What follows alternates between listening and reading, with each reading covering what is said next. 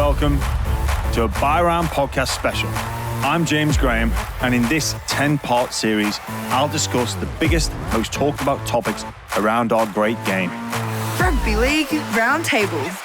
Joining me, leading journalist Danny Weidler. So I thought, oh, that's a bit odd that the boss of the game hadn't heard about it. Current South Sydney Rabbitohs coach Jason Demetriou.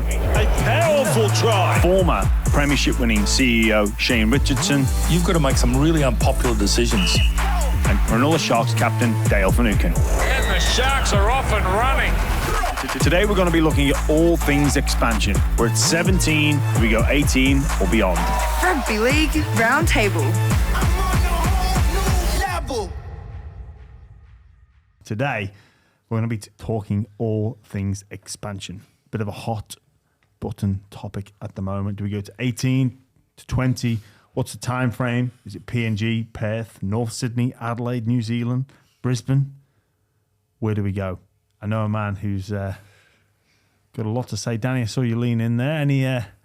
Any thoughts before Richo makes his plea and his pitch? PNG seems to be locked in as Team 18. I don't think that's any secret. I don't think it's a surprise to anybody. There's going to be some sort of form of team coming out of there. And the reasoning behind it, yes, we love that PNG's the rugby league country and their passion is unquestionable.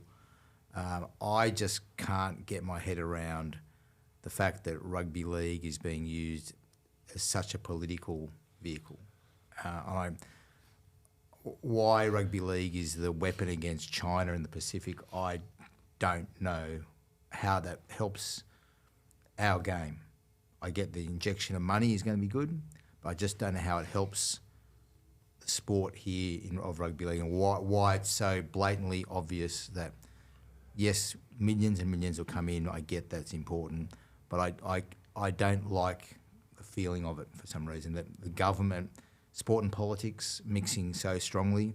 I struggle with that. There is the fear as well as if the government changes, what happens? Or what happens to those promises? Yeah, and like how solid, how long term is it? On both sides. Well, it's a good change in PNG as well as in Australia. Yeah. And can you guarantee that the PNG government, not that I don't understand their political system, won't do a deal with China anyway, or some sort of deal that, what promise do we have of that? To my knowledge, none. I'm not privy to the intricate details of what's going on, but from what I've been told and from what I'm seeing, that seems to be the way it's going, and I don't know, it doesn't quite feel right to me. Well, I've got a vested interest because obviously I'm a consultant on the 18th team for Eastern Brisbane, but so everybody understands it's my club. I played there, coached there, was chairman there before I came to Cronulla originally. So it's not somebody I've just jumped on as a consultant. So I'll put that up straight up front. But the thing about this is that, once again, it gets back to my point before. If you're going to make changes, for a start, no one's even called for an 18th team yet we're already told that Papua New Guinea's going to get it. No one's even called for what do you mean nobody's called for it? Well, there's been nothing put out by the NRL that there's a bid going for the 18th team. It's not been declared. Okay, there's no official inspiration. Well, last time there was an invitation and you had to apply for it, put the things in, etc., etc. Went over a period of time, Redcliffe won it and have done a great job. But there's no call for it yet. But all of a sudden it's a fait accompli. But it's a little bit different when you have 16 teams. Like it's quite natural to stay at 16 and murmurs of expansion. But when you've got 17, I think it's just natural that you would have an even. No, it's not maybe natural though. But what I'm saying though, there's no one does any business without calling for tenders. If you're going to, so what I'm trying to say is there's no tender call for here whatsoever at this stage. Do you think there's a chance we'll stay at 17 then? No, well, if I get to my point, I don't believe we should. But my point about it is this: I'm a huge believer in expansion. So I'm not against expansion, and I'm certainly not against PNG being involved in the future for the reasons we talked about before. But there's a couple of really salient points that you've got to make here. First of all, what is the plan? What is the plan about teams coming into the comp for the next 10 years? My opinion, and I've said it well before I became consultant, is you need to have a plan for 20 teams to come in over 10 years. And what you do from that plan is then you work out systems regarding groups, etc., for playing the games, home and aways, all the rest of it. But it's a plan going forward to plan to expand the game, whether it's to Papua New Guinea or to Brisbane or to Perth or wherever it is. You need to have a plan. So when you have a plan, you're then able to put in place the options of those areas being able to get themselves prepared to come in properly. Not like we did with Redcliffe, where they had 1 year and they had to come in. That's nowhere near enough in a plan. No, I think they proved that 1 year wasn't enough. No, they didn't prove that. What they proved was that Wayne Bennett's a great coach and they did a great job and they're a great club. What I'm saying, they're going to be a much better team this year because they've got the opportunity to be able to recruit people like Flegler, like the centre. They're going to be get depth in the squad. They would have always wanted it to be longer. That's what a club does. They've done a great job. My point about it is, though, if you've planned ahead and say, okay, you can then plan with, more importantly, with your partners, the media partners, which is so crucial to it all, because there is no way in this world or next that Fox or Nine want to be covering games in Papua New Guinea. Why? At this stage. Because there's no more television boxes. There's no more big money. There's no, I'm telling you, I'll give you the stats if you want them. Well, the bottom line is there's no. The new stadium in Port Moresby. What's that got to do with television? Well, they televised the recent internationals from there. But did you have a look at the numbers? Did you watch it? Did you have a look at the numbers? The numbers James, of what numbers? The numbers for television. No, but you could. People are not going to put money in if they're not going to get an increase in what they get out of the value of their sponsorship. So they're not going to get more money at a Papua New Guinea. Are you talking about the numbers of people actually the eyeballs? The eyeballs. Yeah. Well, I'm saying if they've got a team there, then the number of eyeballs changes because you would have Brisbane going over there, the Bulls going over there, South Sydney going over there. You'd have people glued on. James, it doesn't Australian eyeballs. Australian eyeballs. I'm saying Australian eyeballs are the number of eyeballs, mate. That would drive the. There's no way. If your team is going over to play in Port Moresby, you're still going to watch. But mate, the bottom line is it's not just that. Let's just have a look at something very simple here, okay? How many people watch Melbourne Storm free to air in Melbourne of an average? Not many. How many? Tell me. 14,000. 14,000 viewers only watch. You know why? Because it's not on free to air. And it's not on because it's put on Gem or otherwise, same as it would be in Perth.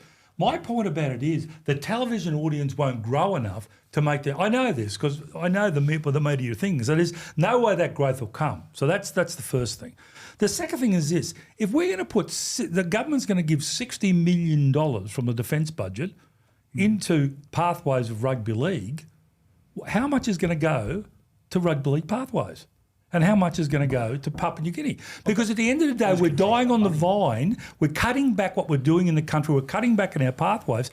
If we're going to get $60 million, if they get $60 million a year from the government and they're going to give $30 million, $15 million to Queensland and $15 million to grow our pathways in the areas that need it, I'm a saviour of all time. But they're not. It's going to go towards pathways in Pacific and Papua New Guinea. My point about that is we have to grow the game where we are solid. And it's not growing because we're not pouring enough money into it. I'm not sure how the government or the people in rugby league areas feel about putting $60 million, that money could be spent in rugby league here in Australia, into those areas for a return that's not going to come straight away. Secondly, where in the world, if you're going to grow it, I'm for Papua New Guinea coming in. But if anybody's been to Papua New Guinea, you will understand clearly that it's going to take a while to get pathway. They haven't got the pathways in the place whatsoever. It would take a lot of infrastructure, a lot of facility building. And I'm not against that. What I'm saying, though, is that if you worked on a situation, if you had a plan for 10 years and you said, okay, we're going to get Papua New Guinea involved with a club here in Australia, build pathways, and then after 5 years, they'll be ready to do it, 100%. If they want to do that with Perth, 100%. But what I'm saying to you is there is no plan. There is no plan. There's no plan. Okay, so a couple of things on your point about a team coming in Papua New Guinea and the viewing figures. So you mentioned there about Melbourne and the 14,000 viewers, if that's on free-to-air TV. In Melbourne. If Brisbane played the Storm, how many So it's free to, in free to air, that's the numbers. But in Brisbane, how many people watch? Oh, there are lots. Yeah, There's no doubt. So that would not be the same. That But if you've got this team in, like it, surely Nine and Fox don't care about where the eyeballs are. No, they do. But what I'm saying is the eyeballs will not increase with a team there. It will not increase in the short term. But it would because you're getting an extra fixture. No, but the extra fixture's got to be paid for, and what I'm saying, the numbers wouldn't add up. To put Redcliffe in is a $20 million investment into it, and they've got immediate return because the derbies and the numbers and everything else went up in Brisbane. It's not the same number. What's the derby in PNG? There's none. PNG There's versus none. And Cowboys? There's none, and even then the Cowboys don't want them in Cairns. My point about it is it's not against Papua New Guinea. No. It's what I'm trying to say, and it's not. What I'm saying is let's have a plan to bring them in and do it properly so the game grows accordingly. I've just said before how much I support international football, and I do. But if it's not East at 18, I just don't understand how all of a sudden in 2 or 3 years' time we're going to be able to put a team into Papua New Guinea that's going to be competitive, play out of 24 games in Papua New Guinea in a way, and that we're going to grow eyeballs and grow the game. Because at the end of the day, I'll tell you something very simple: the clubs want to return. If they're going to allow another team to come in, they want a return out of it. Now, if part of the 60 million is going to go to the club, I'm not sure how DFAT or otherwise thinks that's a good idea, or part of the 60 million is going. All I'm saying is, I don't know where it's going, neither do you, but let's have a plan to say, okay, this is where we're going to go, this is where we're going to grow, and East is not in it, we don't think we should put another team there, we're going to put but let's plan it out over a period of time. And what is the game going to look like with 20 teams? Where are we going to grow it to, and what do we want to do with it? And that's my point about it is I don't see the plan. I don't see, and I know that the broadcasters are not going to jump in on the Papua New Guinea I side. know the whole political side of it. And also the taxpayer in Victoria. Why do they want their money spent on that? Well, how much of a kerfuffle is that going to cause down the track? I worry about the long term. Even for me, Dale might know a bit more or have a bit more of an understanding. I think recruitment's its hardest problem. It is. Really, yeah. Because where are you going to base yourself? It's going to be, they're going to need 8 to 10 to 12 high-level NRL players to make them competitive. You know, yeah, well, it depends on how many PNG people, players they want to invest in. But you got to move into Redcliffe or move into Papua New Guinea, and if they're not going to Papua New Guinea and to base themselves in Cairns, how does that work in terms of 24 away games, isn't it? If you base yourself in Cairns, you've got 24 away games. You've got to play 12 in Port Moresby and 12 away. And my point also is that they haven't got the pathways to provide 10, 12, 13 players at NRL standard. There is only 2 players born in Papua New Guinea that actually play in the NRL. Only 2. That's Olam and Xavier Coates. The rest of them are all grown up here and come through the systems here. My point about it is, though, they're not at the level that Redcliffe are at the moment. And how are you going to attract the players? And sure, I think you will with a plan going forward, but it's got to be a lot more thought put into it than that we need to do this because of the situation in China.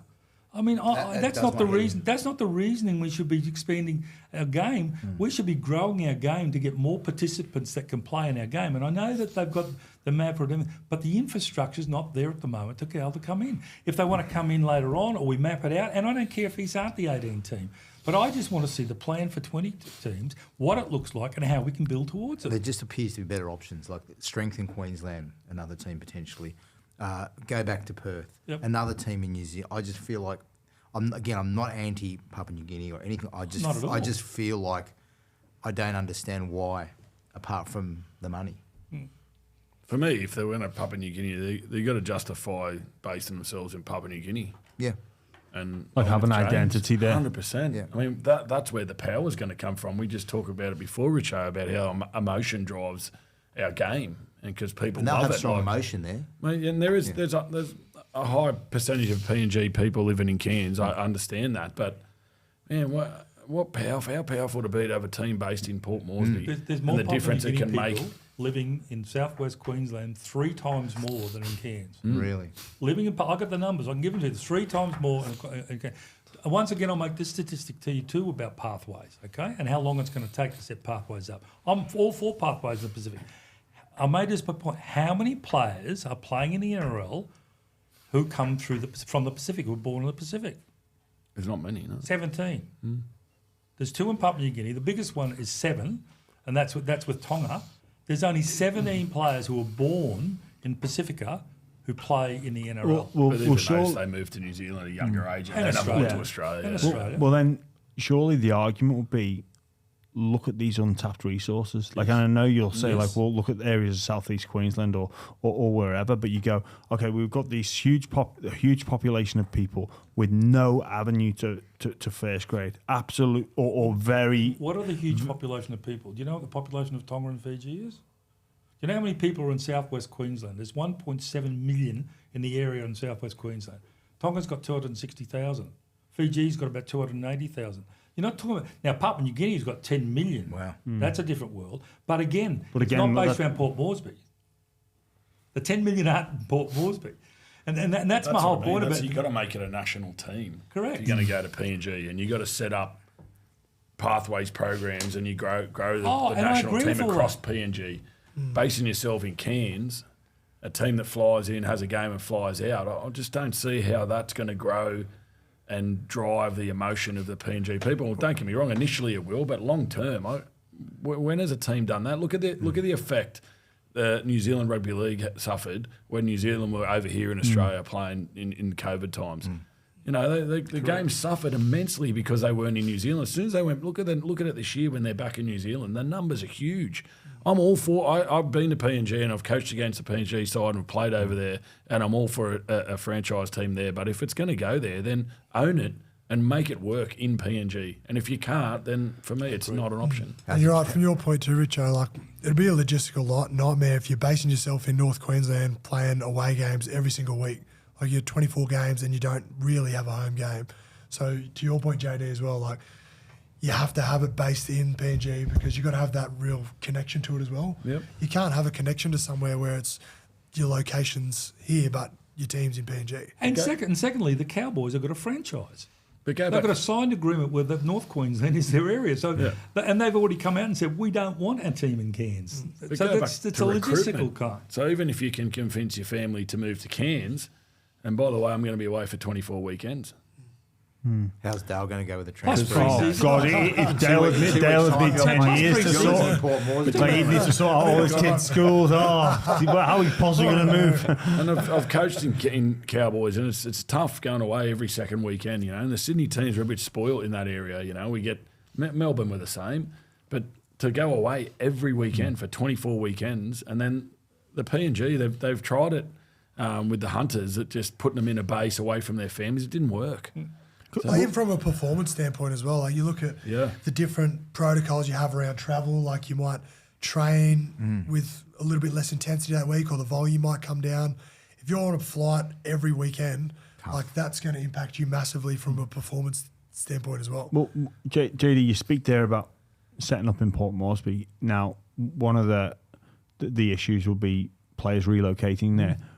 Would it be within the NRL's best interest to increase the salary cap for a team based in Port Moresby? To incentivise going there, you mean? There's no way the clubs will ever allow, and they've done it. But again, this is where it goes back to that the game governance. You can't have a disequal salary cap.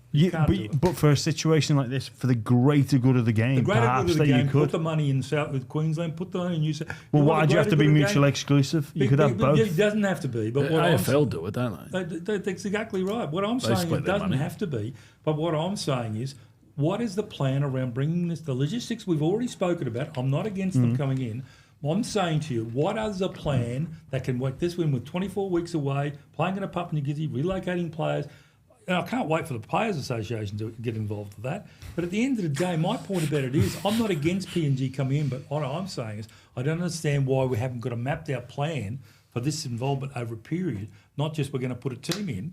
Yeah, how long is the 60 million? Because I think it's a disaster. And is it locked in? To be honest, And is it locked in? Scary. The way if you're they're an talking about Australian in Victoria, or you're a bloke in Dubbo, and you're spending $60 million on New Guinea, are you going to be happy about the game and what you're doing when you're out there selling raffle tickets at the pub every Friday night just to pay for jerseys? I don't mind if they're committing the money, as like you said before, about there's a plan of why we're committing the money here, because we believe in the next 5 to 10 years, this is where the growth is going to come from. This is what the bringing a PNG team in is going to do for not only for the game, but do for PNG and culturally and make an impact on them in their area, and which is all great. Which is great, yeah. But if you can show us that potentially can happen, then I'm all for the 60 million. Well, but if you can't, then what are we spending it for? Well, I think this could be the short term pain for long term gain. Like we look at rugby union as an example, like the investment they put into Argentina, into Japan,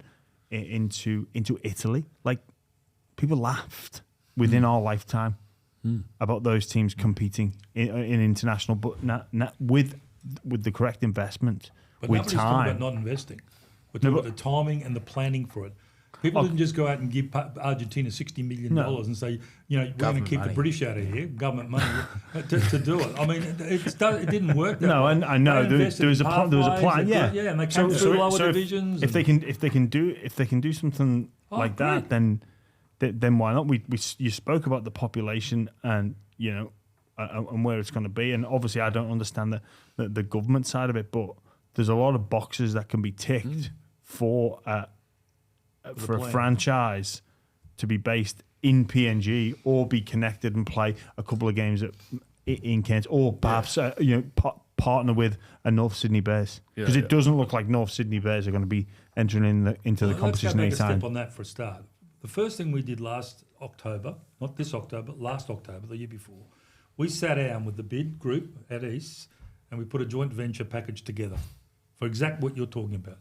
We play at the start 8 and 4 games. The women's team's based up there, 8 in Brisbane, 4 in Port Moresby. Play all the pre-season. So you did this. You did this with PNG, and PNG were all over it. We might have to change it. Might have become this and 7-6, but that's negotiation in a joint venture. But then, as soon as it was announced about the China situation, they pulled out altogether. They didn't want to talk about it. They didn't see the reasoning for doing it because they knew that politically they were going to be able to get their own franchise. So I agree with you. I think that's a very sensible thing. We would be, from East's point of view, having a situation there, playing games, we'd be able to doing our own pathways, our own community programs, transmitting them up there with things with domestic violence and things we're doing. We would do that tomorrow, and we've tried to do it.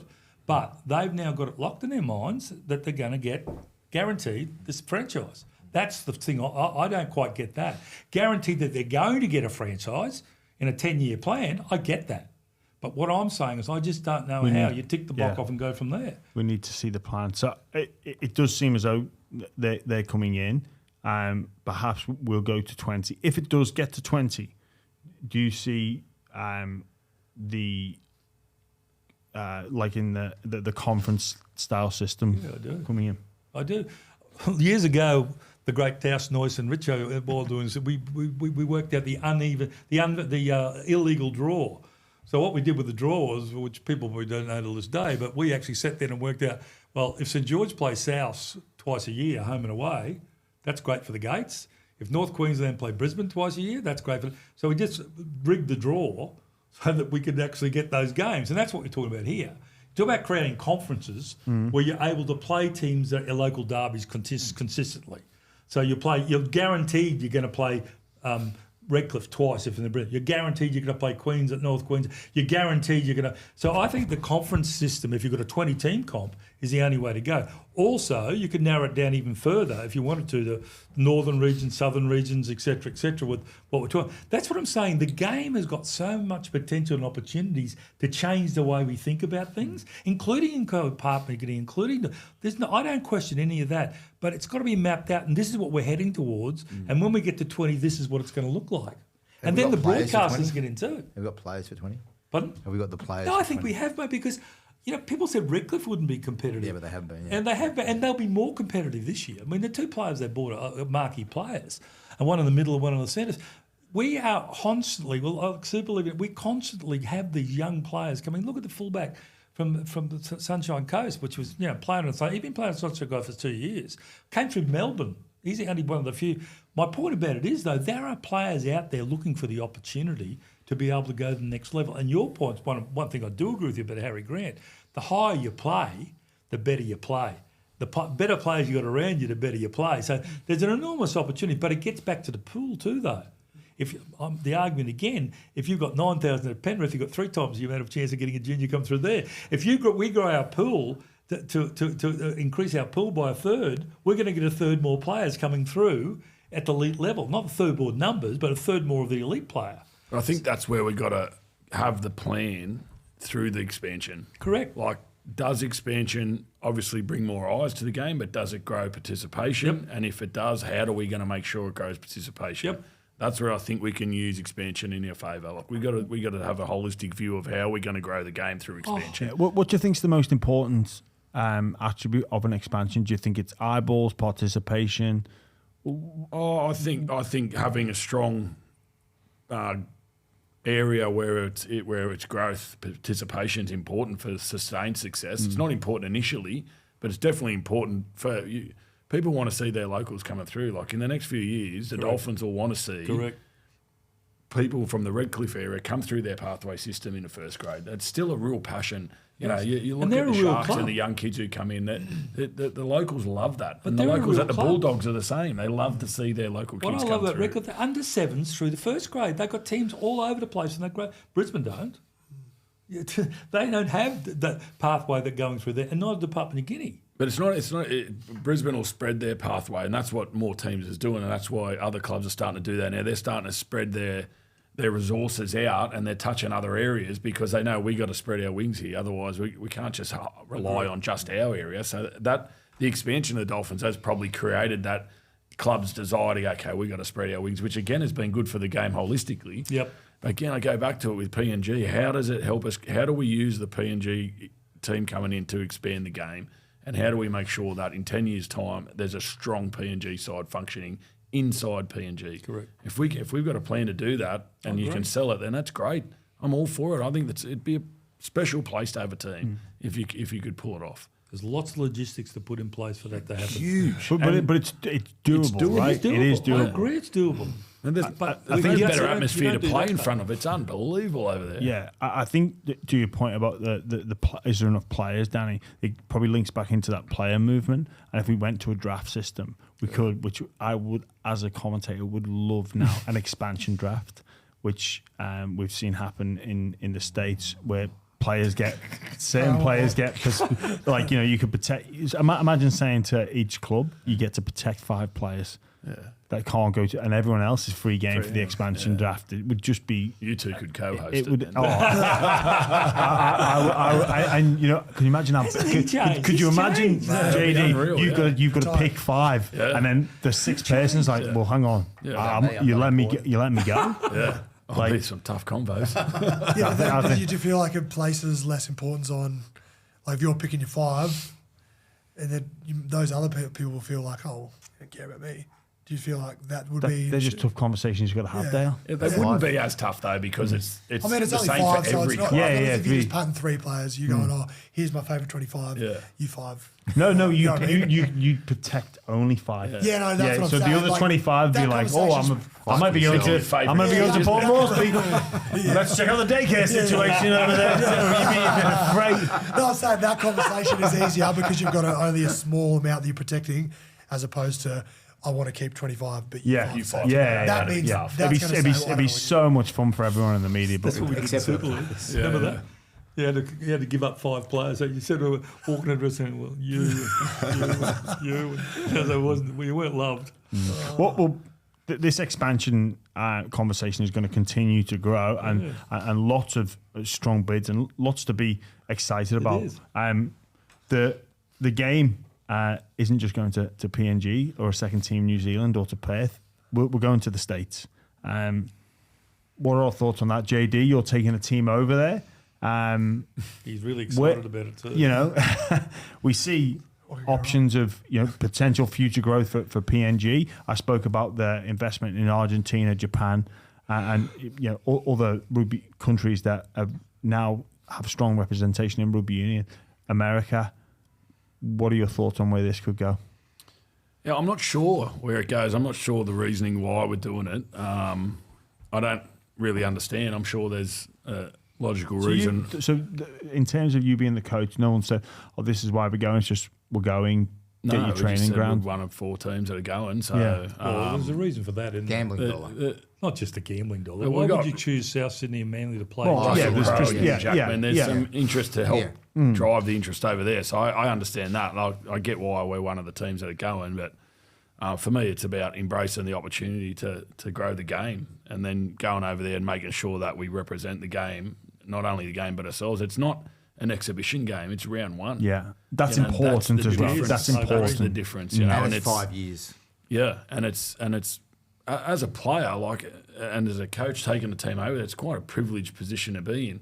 You know, we have an opportunity to showcase our game at its best, and the game's investing in us to go over there and be able to do that. You know, so we want to go over there and do that, and we want to make sure that it's not a pre-season camp, it's not a holiday. We're going over there to work. Yeah. You got that, boys? Just in case anyone listens. And again, I think the fact that it's a round game does change the player's mindset. You know, if you're going over there in a pre-season game, it's a bit different. Or you're going over there for round 1, teams are going over there. Everyone wants to get in a round 1. But how exciting, round 1 in Vegas, double header. I mean, it's things that when you finish in your career, you look back on and think, wow.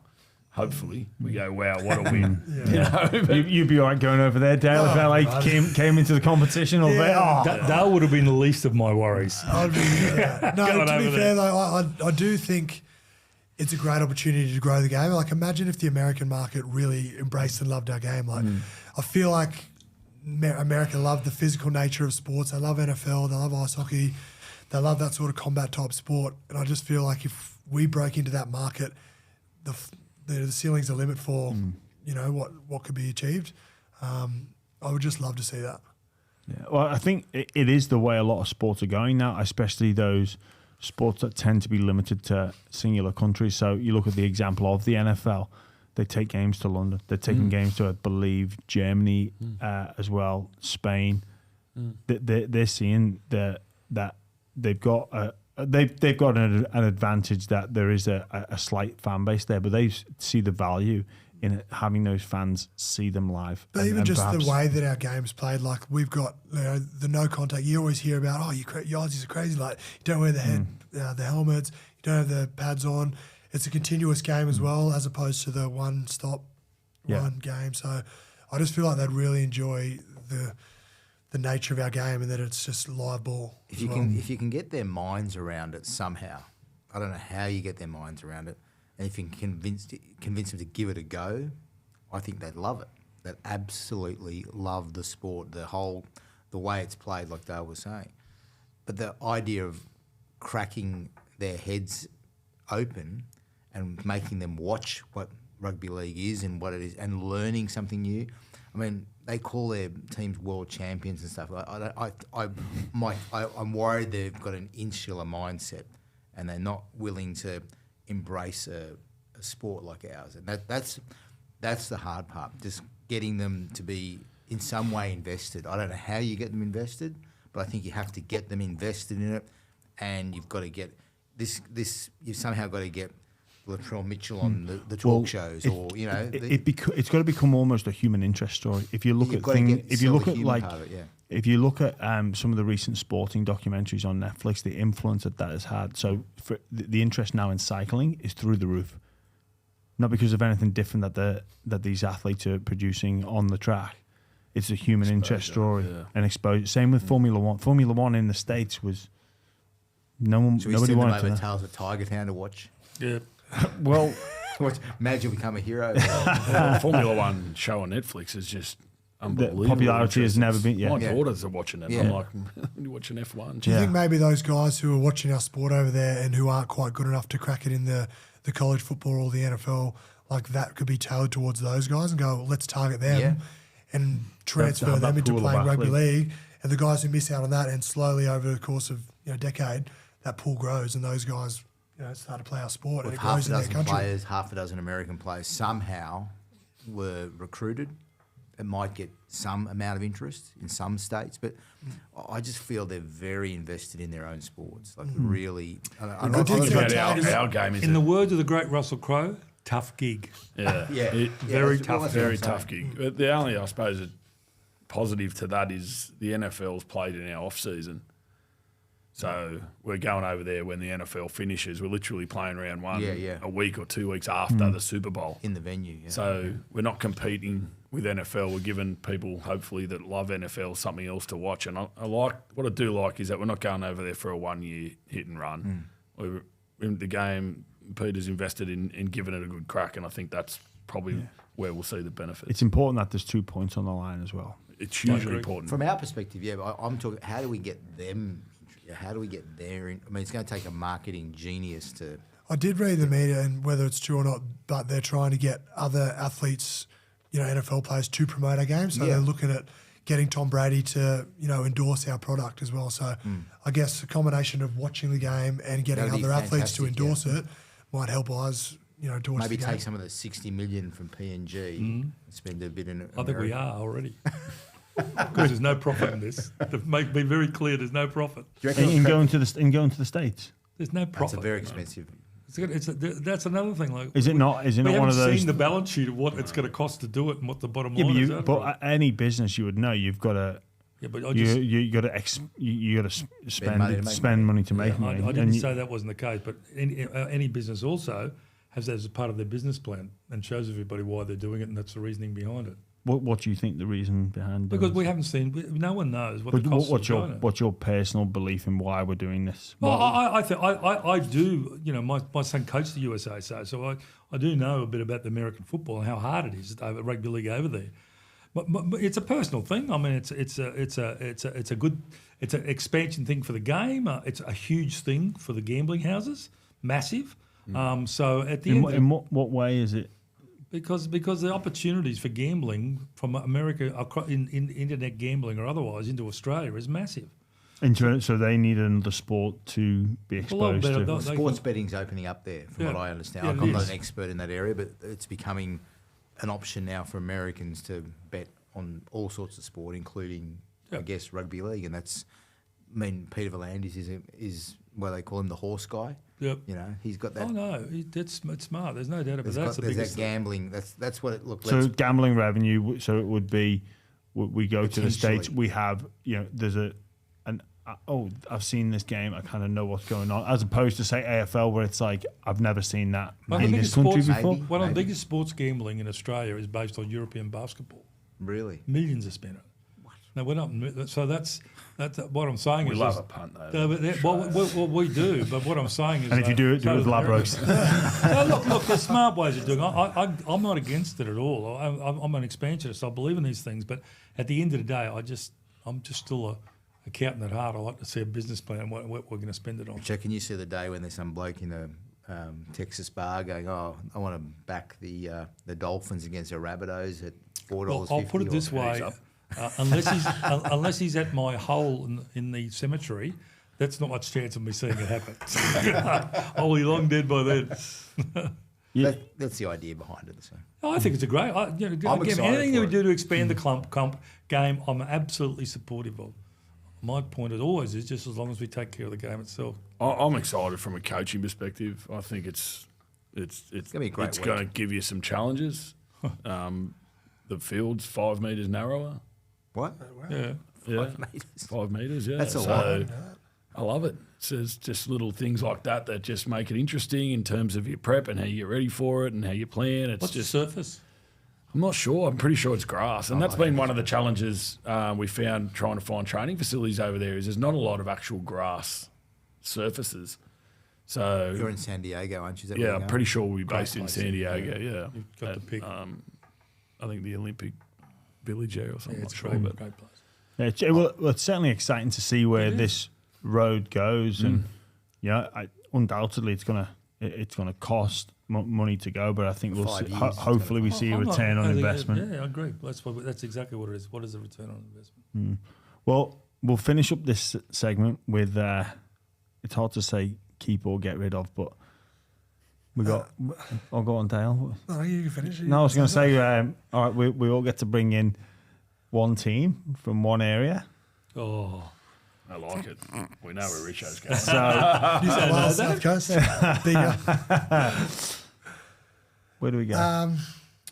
Well, to the point I was going to make, if they are going to bring the PNG team in, which it sounds like they are. I just think it needs to be based in PNG because you can't have an emotional connection to a club that isn't in your city. And as Richo spoke about as well, like logistically, travelling 24 times is a nightmare as well. And then from a performance point of view, it makes it a lot more difficult. So if PNG had come in, that needs to be in PNG. JD, where would you like to see an 18th team? I am a big fan of the Brisbane corridor. I think that's an area that we can still tap into. I think there's some time to wait and see how the Dolphins keep progressing, and if that keeps going well, I think that opens it up. But I'm a huge fan of New Zealand. I do think that off the back of where the Warriors are at, and I think there's an opportunity for us to grow the game there. I think it's untapped. We've got one team in the whole country, and they are, we talk about the Polynesian countries, and huge chunk of Polynesians, Samoans and Tongans live in New Zealand, and they're all coming over here to get in opportunities. So another club in New Zealand, I think, would be huge. I think I read today, actually, that the person behind the bid in Wellington has sort of put up multi-millions to guarantee, but also said he's going to go and sign an All Black as well. So... Make a team in Queenstown. What Auckland did originally. Queenstown would be good. Be nice. Cold. You always got to All Black. Windy Wellington flying in there, that can get the nerves going. Danny, what about you? Where would you like to see wherever it? the AFL don't want us to have a team. So maybe another one in Queensland. You think it's the battle with the AFL? So you think that's the most important issue when it comes to expansion? The most immediate, for the next team, For an impact in the game, I think they're the two areas, Brisbane and New Zealand. Yeah, I'd probably say somewhere in Queensland. Yeah, and that is or Queensland. To focus on the battle with the AFL. Let's stick it to the AFL. If they're putting up goalposts in that corridor, let's put up more rugby league posts. Just cut them down, chuck them back over. Yeah, exactly right. I'm a huge supporter of 20-team I didn't even need expansion. to. Sorry, Huge supporter of a 20. You reckon? Sorry, on before we get into it, because we know where your allegiances are and where your heart is. I totally understand that, and I've heard you so passionate in your case, and we spoke about that, and you convinced me. But just before we get into that, and you can explain a little bit further as to why. Do we go straight to 20 before we go to 18? No. And the reason for that is that there's only one team, and I'm not just saying because we are, who's shovel ready now. I mean, we've got our on-train high performance centres, facilities, we're set in the area. We're the only team that's ready now to do it, okay? My point about it is, though, if we're going to go to Papua New Guinea, and I believe we should, and then the choice between, in my opinion, Perth and New Zealand, and I'm a supporter of New Zealand, and then I took South to Perth for 8 years. If we're going to do that, we just need to have a plan mapped out so that those teams, when they come in, have got a good footprint and a good basis to be able to build properly from the start successfully immediately. So, and I just don't understand. The only shovel-ready teams ourselves, the Queensland Firehawks. The only shovel-ready team is us. But I am absolutely supportive of helping and assisting those two teams to come in a 20-team comp. So you would go Firehawks, PNG, and Perth. Perth straight New Zealand. I'm a bit of a stickler for New Zealand because I'll tell you why. Because it is a rugby area. It's a rugby union, I know, but there's a massive amount of Polynesian players that we could switch on that basis. Perth is still a very small area as far as development and pathways go. There's not a lot. I love John what he's done over there and everything else, but it's not a. I don't believe it'd be a lot harder to do that than to do New Zealand. Okay, and then just back to the Firehawks. Queensland Firehawks. The Queensland Firehawks. Can you run us through some of that shovel ready to go? Yeah, well, I think it's very simple. First of all, we've got $100 million worth of asset and no liability. That's a good start. Got $25 million cash in the bank. That's a good start. We've been established for 105 years as a rugby league team. That's a good start. We're the current premiers in the Queensland Cup. That's a good start. We've got teams from sevens like Redcliffe all the way through. We're based in the area out there where the population growth is going to go up by a third over the next 5 years, which is why the AFL are based out there. It supports that corridor from Logan, where most of the representative players come from the Polynesian area in Queensland, to Ipswich, which is a great rugby league area and dying on the vine, and Toowoomba is southwest Queensland's the same. So it just ticks, and we've got a high performance centre, a great ground in the middle of the city to train at. There's nothing needs to be spent. We just spent 11 million on a. So we're shovel ready, and all the NRL teams train there when they come up because it's such a great service. We play NRLW, the two teams, all the games are played at Langlands Park. Broncos are using it as their home ground for the NRLW. There's just nothing wrong with what we're doing, and the clubs don't have to put 1 cent in. There's not $1 they've got to give us. We're there already. You can't stop any submarines, though, mate. Pardon? No, that's right. Well, there is. But Well, I think if the Dolphins example has shown us anything, then the model is Queensland Firehawks. Yep. Because that's almost the same model in terms of everything that's got set up in terms of infrastructure, pathways, all that sort of stuff, juniors. Yeah. If we're basing that as a successful model for expansion, then the Firehawks have got to be up there. We always had this plan when we went in last time, but we're only going to play 8 games in Brisbane. Only 8 at Suncorp. Where would We'll play Queensland Country. We'll play in Cairns. We'll play Mackay. We'll play in Toowoomba. We'll play all throughout Queensland to spread the game throughout Queensland, not other states. That's the 8 and 4 concept. The concept with Papua New Guinea was the same. 8 games here, 4 games in Port Moresby, and also we have our pre-season there, play pre-season games there, and we might buy a game. Like Canberra might be playing the Warriors and drawing 33 people. They might want to go up there and give $1 million to do it. There's a lot of opportunities to be able to do that and set up the infrastructure and train it properly in an environment there. But we're ready to do that. And even on the community side, one of the biggest challenges the government wants to invest in public, and justifiably so, is they try and invest money in things like domestic violence challenges they got up there, crime challenges they got up there, etc. You've got to have a community program to do that, and a successful one. And, we've proven at South and now with Guiana Academy and more particularly with Rising, which we set up, and we would establish that up there. The women's team would be based there.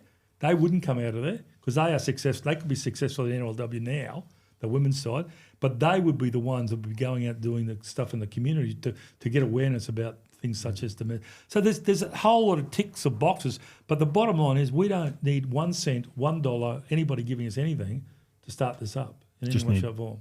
A coach and a roster. Yeah, well, I've got a coach. I know a bloke who'd be pretty keen to do it. You know him pretty well too. He's your dad or something, wasn't he?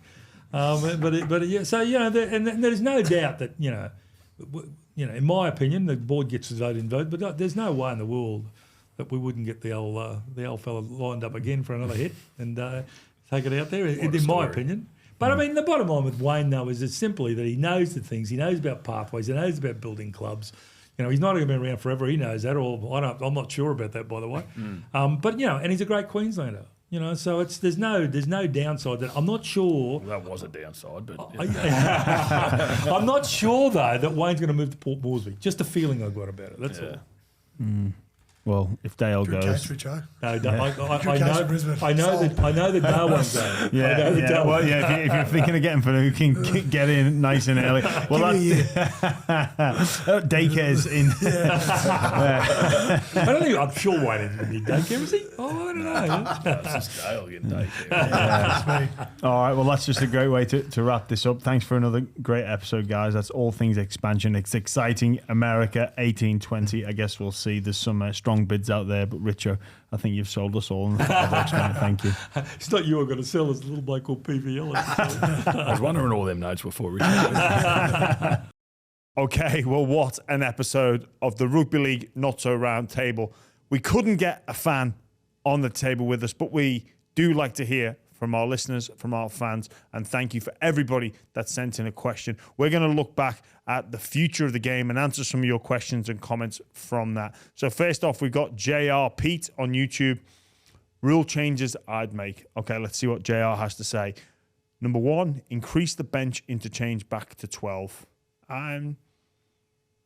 First question would be, why 12? It takes, for me, I think it's going in the opposite direction. I wouldn't be surprised to see the interchange number be reduced to try and bring more fatigue into the game. I think with 12, just gives that ability to freshen up. I think we'll see.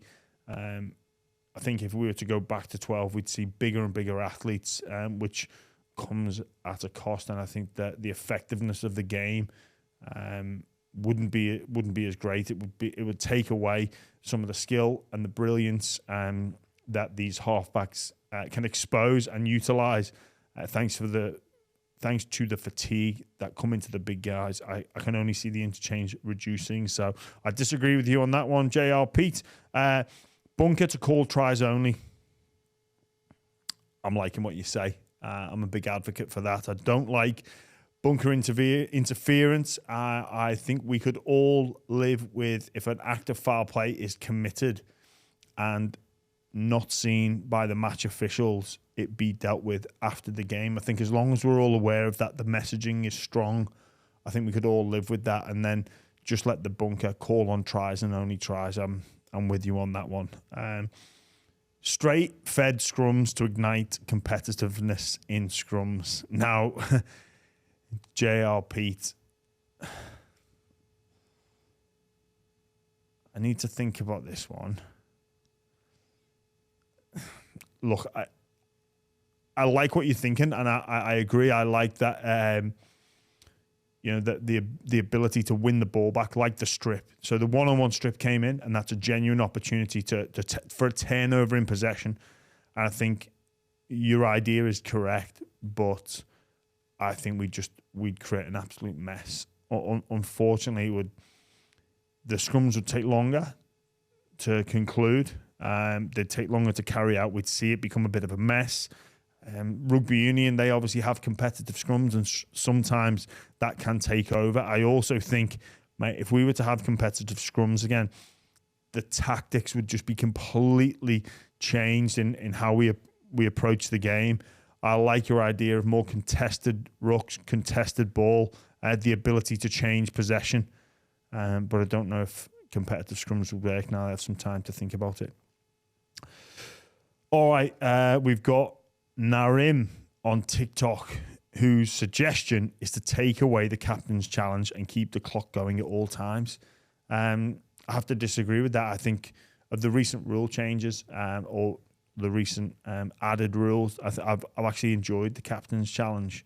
Good opportunity for when a player feels or knows that 50-50 call has gone against them, or that the referee has made the incorrect decision. And this isn't a blame on the referees, because the game is so fast and moves so quickly. It's hard to get that judgment call correct all of the time. I think the captain's challenge just adds to that and helps us get more decisions right more of the time. And I don't think it slows the game down too much. Could it be done a little bit quicker? Potentially. But I don't like the clock going at all times as well. I think we'd start to run out and get to 80 minutes, and then do we have added time? I'm sure if you're a fan of the Premier League now, we're seeing some ridiculous added times at the end of games and at the end of half, so I certainly wouldn't want to see that. We've got Kyle on TikTok. Talk about getting more fans to the game in the future. Honestly, it turned into a perfect TV sport that there's no incentive to go to the game. Like, sounds weird, but it's got to be scaled back a bit with TV rights. You know what, Kyle? I like what you're saying. So if you did it kind of like what they do in England with the soccer or the football, as I call it, where there can be no 3 o'clock games, that's to encourage fans from all teams to get and watch their teams in the lower divisions, because obviously everybody wants to see the Premier League. Not all games are televised either, but I just think we couldn't remove ourselves from that now. We couldn't just have 2 or 3 games a week on the TV. I think we need them all on the TV. In terms of what you're saying about going to the game, well, numbers are actually on the rise. That they're increasing, just probably not at the rate that I'd like personally, and I'm sure you'll feel the same. And it was that the old saying of, well, you want to go to the game because you get to experience the atmosphere, but now there is no atmosphere at the game. So maybe clubs could look at doing something along those lines. The big stadiums don't help though. So it's part of the world that we live in, with those big stadiums paying big dollars to get the teams there through government funding and whatnot, and that's the price that we pay. But again, I agree with you. I'd love to see more fans at the game. Maybe we could look to America and how they get there, turn it into more of an event rather than just the game itself. And that's certainly something that we could look at, and I'm hopeful of seeing it come to fruition in the future. All right, well, thank you everybody for your questions and your comments on that latest episode of the Buy Round Not So Round Table. We really, really do genuinely appreciate your comments. Don't have to agree with me or the guests or anybody else. Give us your thoughts. We couldn't have a fan at the Rugby League Not So Round Table this year, but who knows, in the future, one of you could be sat with us. But that said, we do like to hear from you, and that is all thanks to Tui's.